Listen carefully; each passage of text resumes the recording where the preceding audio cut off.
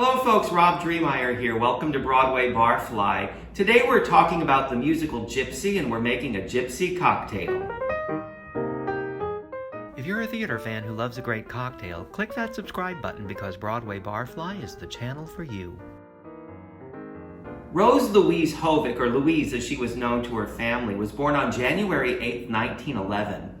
Her mother, who was also named Rose, was the epitome of a stage mother. She put her younger daughter June on the vaudeville circuit at only 2.5 years old, where she was billed as the tiniest toe dancer in the world. Rose didn't think Louise had any talent, but Louise did make a name for herself in show business as Gypsy Rose Lee, perhaps the most famous stripper in the world, or ecdysiast as she preferred to be called. At the height of her fame, she was the headlining act at the world-famous Minsky's Burlesque in New York City for 4 straight years. Gypsy Rose Lee was as much of a comedian as anything, and her act was almost a parody of a striptease. She played a highbrow intellectual who would punctuate a witty story by adjusting a strategically placed bow, or she would recite poetry and feign surprise when the strap of her gown would fall from her shoulder. Her act not only made her a star, but it also made her an enduring pop culture icon.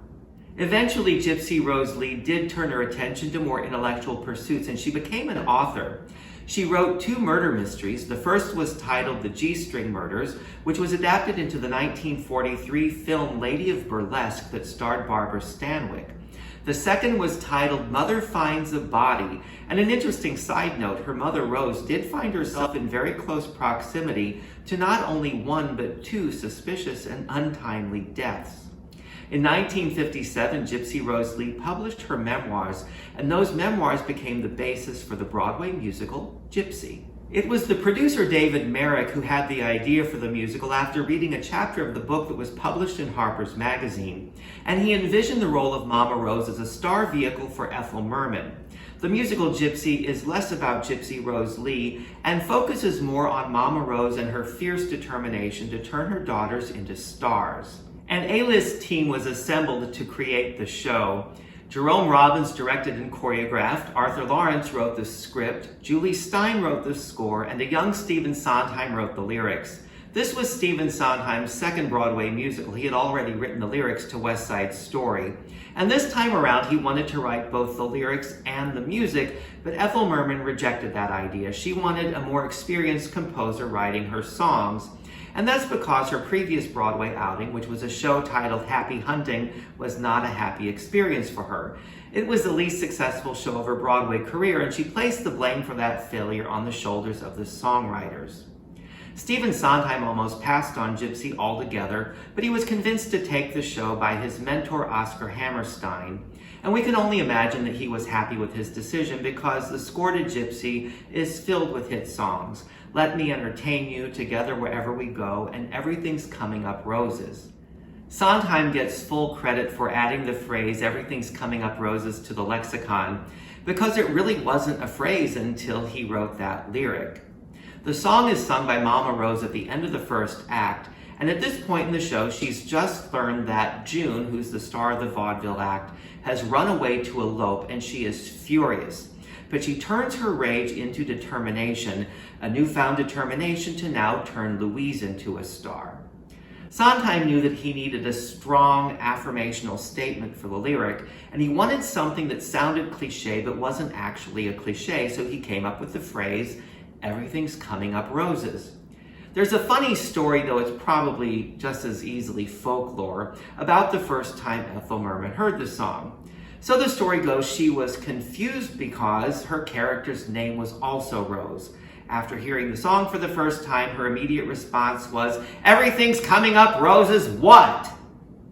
Gypsy opened on Broadway in May of 1959 to glowing reviews. The theater critic Walter Kerr famously wrote that it was the best damn musical he'd seen in years. Gypsy was a hit and it was nominated for 8 Tony Awards.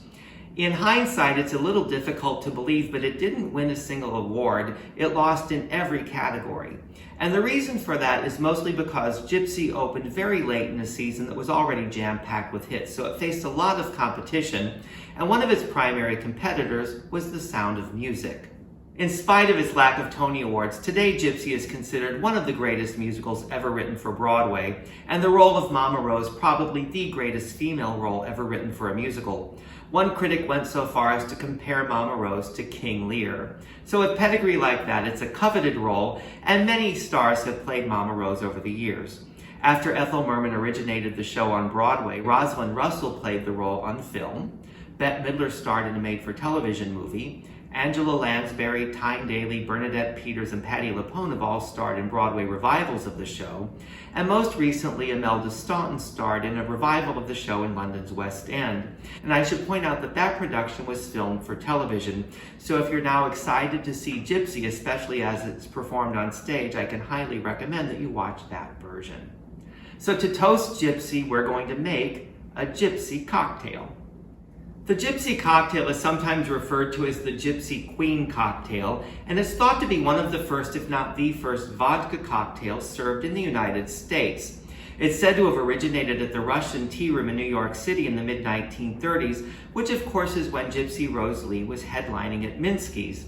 I've not seen any evidence to suggest that the cocktail was named for Gypsy Rose Lee, but the timing is a fun coincidence.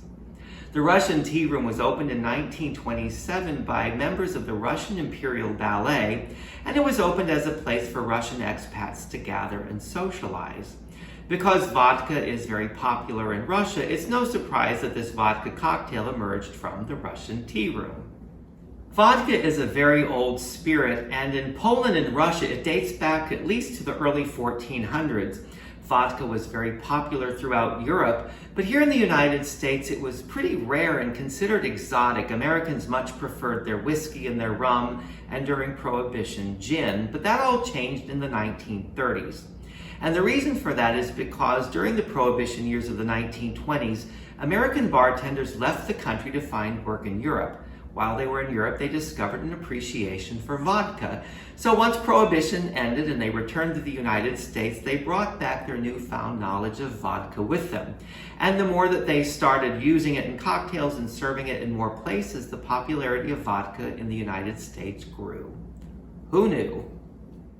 To make our Gypsy, we need vodka, Benedictine, and bitters. We'll start with our vodka, and we'll add 2 ounces to our glass. 1 ounce of Benedictine, and then a couple dashes of our bitters. We'll add some ice to our glass.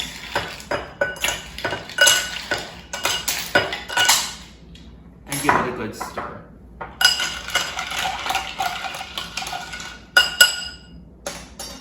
We'll strain that into our cocktail glass.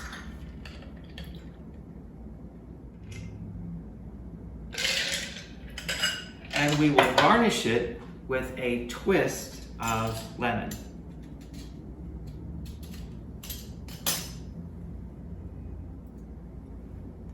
And there you have our Gypsy cocktail. As always, thank you for spending your time with us here at Broadway Barfly. If you're enjoying the channel, please subscribe. I always appreciate it if you give us a thumbs up and leave a comment or share a video with your friends. And don't forget to check out our Broadway show clip videos. That way you have something to enjoy while you're sipping your cocktail. Until the next time, cheers.